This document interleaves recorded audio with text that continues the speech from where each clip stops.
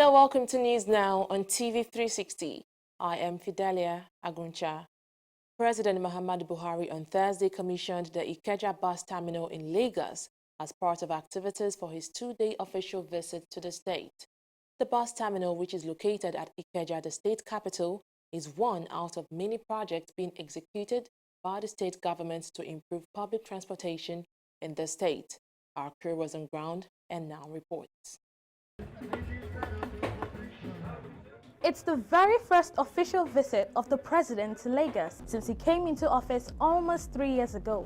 On hand to receive him and his entourage, the Lagos State Governor, Akinwumi Ambade. The president has come here to commission the brand new Ikeja bus terminal constructed by the Lagos State government. The modern bus terminal is part of the authority's answer to the city's public transportation challenge and is just one of the many terminals that will be springing up across the city this coming month. It will be incorporating all aspects of public transport operations such as buses, passengers, ticketing, ATM points, free Wi-Fi, amongst others.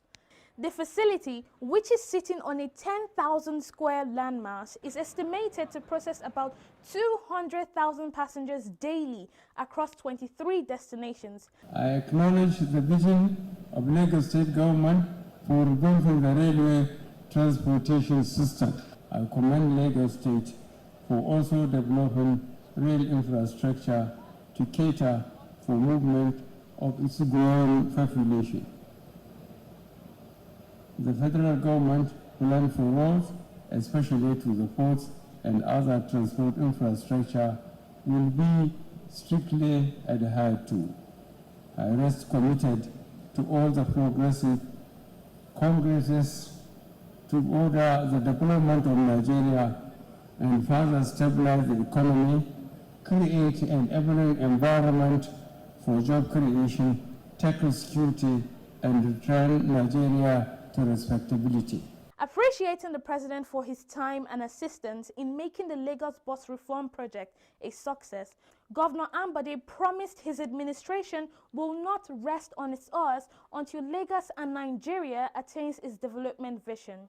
We are promoting non-motorized transport, such as the people that you see walking on the walkways and even using the walkways for cycling, to give our people more choices in order to promote healthy living. Presently, work is ongoing on the 27-kilometer Blue Line Rail project from Okokomaiko west of Lagos to Marina in central Lagos. We're in discussions with various investors and stakeholders on our urban rail project, which is what we refer to as our red line, which will run from Alabado to Marina axis.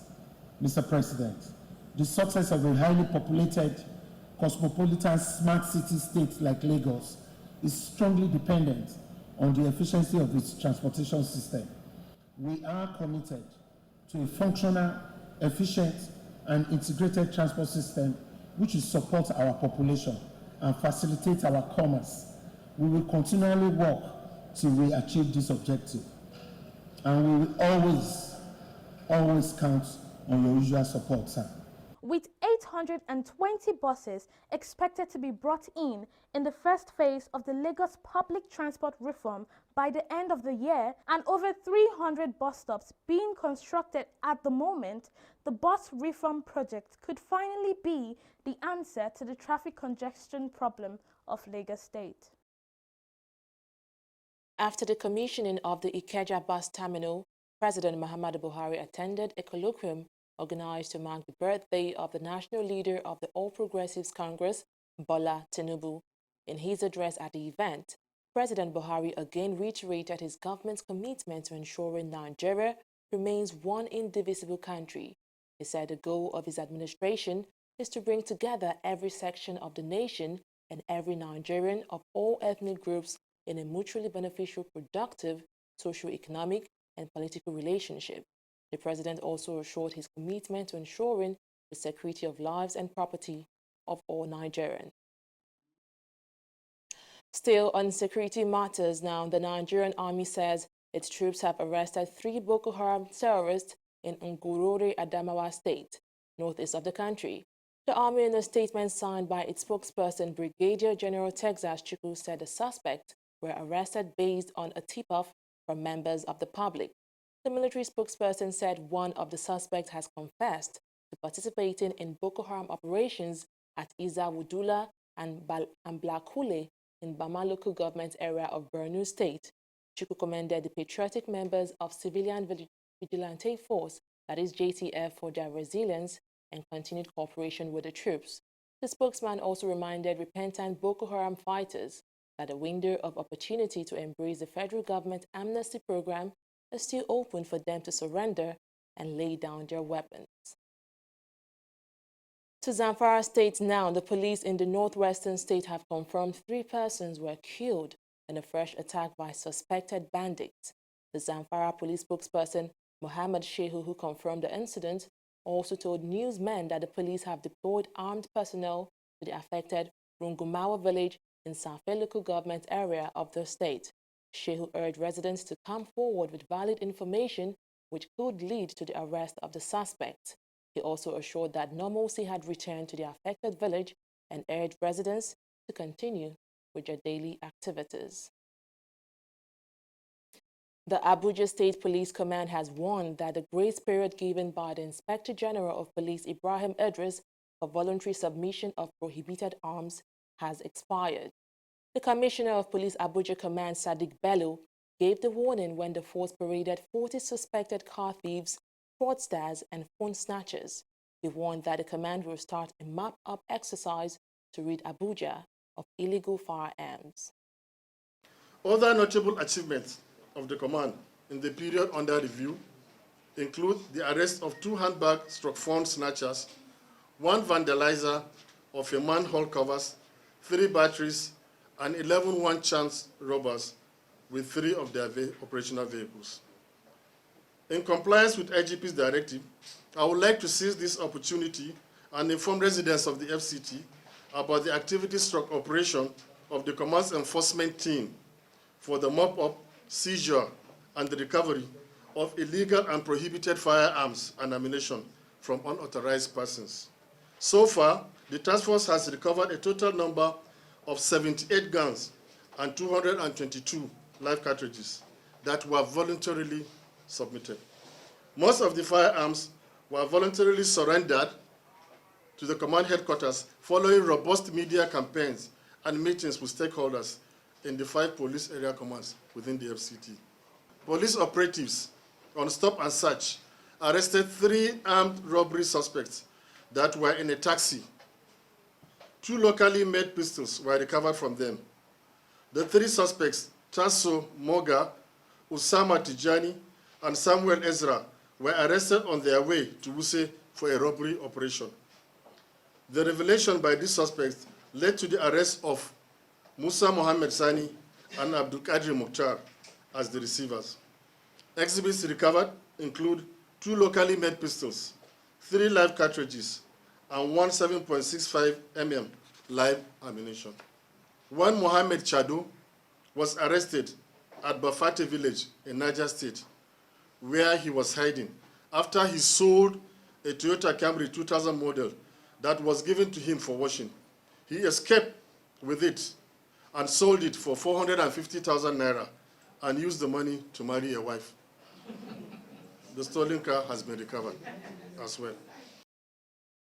The Independent National Electoral Commission, INEC, has called on the Nigeria Police Force to pay special attention to addressing open vote buying as the country prepares for Ekiti and Osun governorship elections.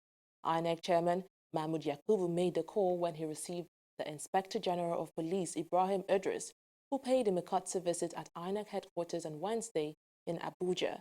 Yakubu said the issue of vote buying was becoming worrisome to INEC as witnessed in recent elections. He described vote buying as a violation of the Electoral Act and malpractice that the police must stop. There is something that is extremely worrisome to INEC, and that is open vote buying at polling units. We have seen that in more recent elections. This is a violation of the Electoral Act, it's a corrupt practice, And you have the responsibility to ensure that this practice is stopped forthwith. Our democracy can never be on sale to the highest bidder. Ours is a democracy and not a plutocracy for the rich. Therefore, I would like to appeal to the Inspector General of Police as we approach the Ekiti and Osun governorship elections, and as we move into the 2019 general elections, to pay particular attention to this disturbing practice. We'll be happy if the police will deploy special forces, beginning with Ekiti and Osun, to ensure that what transpires at the polling units is nothing but the will of Nigerians.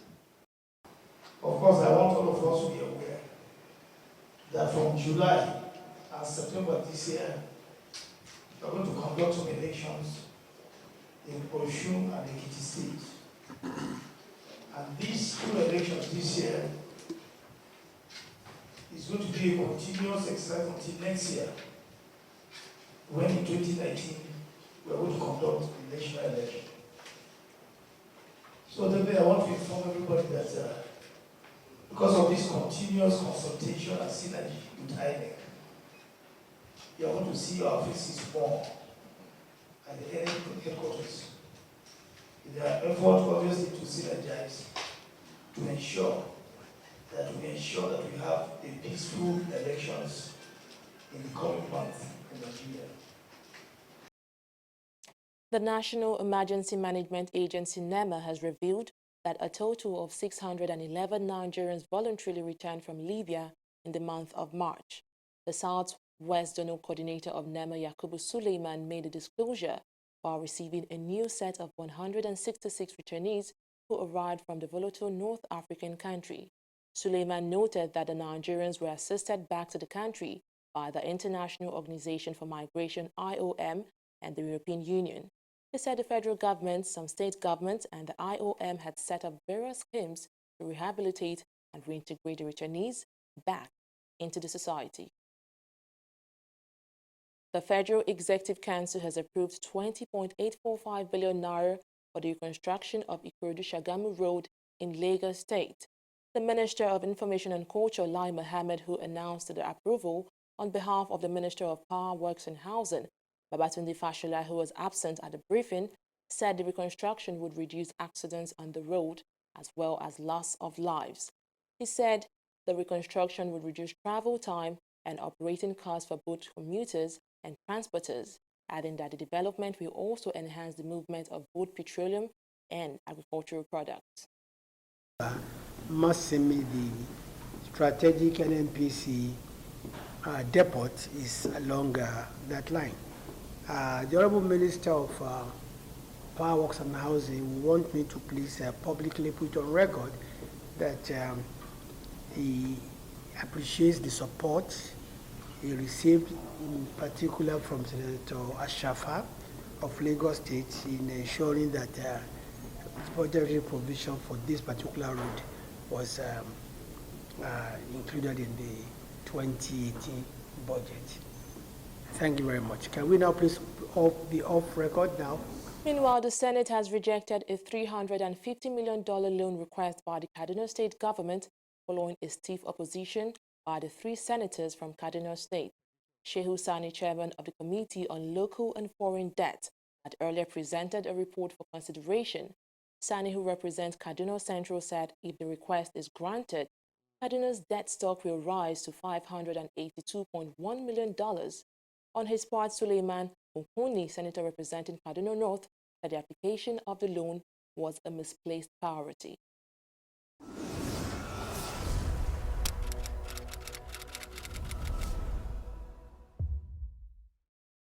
Corruption not in my country. What is wrong with you? Man saying no. Said I drew for more than 1 hour. Ìyá mi, ọ̀rọ̀ yín náà ni mò ń ṣe. Ọ̀rọ̀ yín náà ni mò ń ṣe. Ká kúrò fún Ọlọ́run. Ká satisfy yín níbi ọ̀rọ̀ yín náà ni mò ń ṣe. Ẹ wo jẹ́ ká lọ jàre. Ká kúrò ń bí báyìí. Ẹ jọ̀ọ́ ẹ má bínú. Hello ọ̀gá, màá dọ́dọ̀ yín lẹ́sẹ̀ yín. I'm assure you 5 minutes màá dọ́dọ̀ yín ẹ gbà bẹ́ẹ̀. You are deceiving another customer just like you deceived us. The same way he deceived us. Eh? Why? Ètò ni iṣẹ́ yìí. bó o bá kúrò ò lè jẹun ò lè jẹun bó o bá kúrò ò lè jẹun ìyá mi bó o bá kúrò ò lè jẹun workshop mi lélẹ́yìí ibi tí èèyàn bá ti ń ṣe ló ti ń jẹ ìyẹn ló ń pè ní workshop ibi tó bá ti ń work ní kó má ti shop. You cannot base your business on lies. Koda now, it is corruption and it cannot work. Not in my country. Corruption not in my country.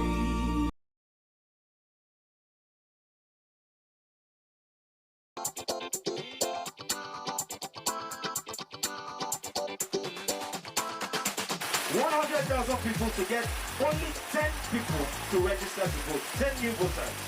Each of us standing here today, when you get back home, when you get to your place of work, your school, try and get 10 new people that do not have their PPC to register to vote. We're going to take on our website, onevoice.ng, onevoice.ng.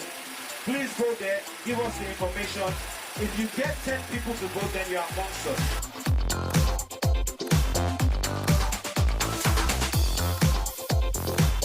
So at least start with your voter's card and begin to use that to bargain about the type of person you want to see on February 16, 2019 and March 2nd on the ballot paper. So we want to focus on people who haven't voted before. It's 100,000 people who are looking to pledge that because that gives us a minimum of 1 million new voters. Instead of to say, my vote no go count now, try vote first, maybe see whether it will count, you know.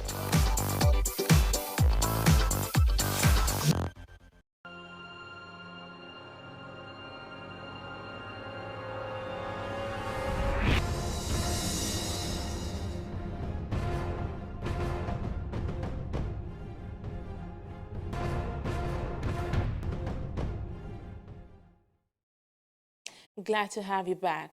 Moving on to the world of business. Nigeria's Federal Executive Council has approved the contract for the design, manufacture and installation of fully automated fire and smoke aircraft training simulator at a total cost of 4.7 billion naira. The Minister of State for Aviation, Hadi Sirika, who disclosed this, said the training simulator is to enable Nigeria to stop its dependence on Cameroon for fire and smoke aircraft training. The Council graciously considered and approved the request.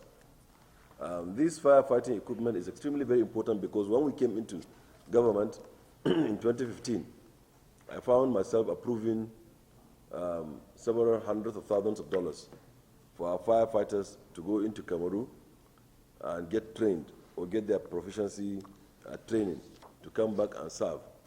Nigeria with 30 airports, you know, fire is a no-go in aviation, and we cannot afford to continue to send people to neighboring countries to learn how to fight fire when we have everything that it takes. So we developed the project, conceptualized and developed the project, and now it has been awarded and it will be installed in Zaria. That will enhance the capacity of Zaria itself and generate internally generated revenue. And the Federal Fire Service also can leverage, and state governments and anybody who is into firefighting can leverage on the equipment that will bring is live fire that will be trained how to fight it in Zaria. And Council graciously approved. Thank you. Some analysts in Nigeria's southwestern city of Lagos have spoken out against any planned privatization of the Nigerian Railway Corporation. The analyst who spoke on the sidelines of a forum organized by the Tunji Braithwaite Foundation said a privatization will stall the progress of the Nigerian rail sector. Privatization has really not worked. Anywhere you turn, privatization concessioning has been a dismal failure. Our viewpoint is that government cannot privatize its responsibilities of providing affordable and efficient social and infrastructural service to Nigerians. This cannot be privatized. And trying to cede this responsibility to the private sector is not going to work. We have always been against privatization in any form. We have seen the implication. The BPE, the body that did the privatization on behalf of the people of this country, came out to tell us that out of the 350 companies that are privatized enterprises, only 10% of them are working at optimal level. So that tells you that privatization is a massive failure. Oil prices slipped on Thursday as another rise in U.S. inventories and production outweighed the prospect of OPEC sticking to its output curbs for the rest of the year. Brent crude futures were down by 35 cents at $68.41 a barrel, while U.S. crude futures fell by 11 cents to trade at $64.27 a barrel. Oil has risen by 4% since January, on track for its third consecutive quarter of price increases and the longest stretch of quarterly gains since late 2010. Onto the international scene now. 2 people were killed and 2 others injured in a suspected gun attack on Wednesday evening by militant Islamists against a symbolic hotel in Mali's Dogon region. The family-run hotel had no guests at the time of the attack. It opened in 2006 and is well known to tourists who used to visit the region in large numbers. The attack happened just 3 days after Prime Minister Bobeye Maiga passed through Bandiagara on a national tour. In the past 18 months, as violence has spread to central Mali, there have been increasing reports of young men joining self-defense militias to take on militant Islamist fighters. Former French President Nicolas Sarkozy is to face trial for corruption and influence peddling, according to French media.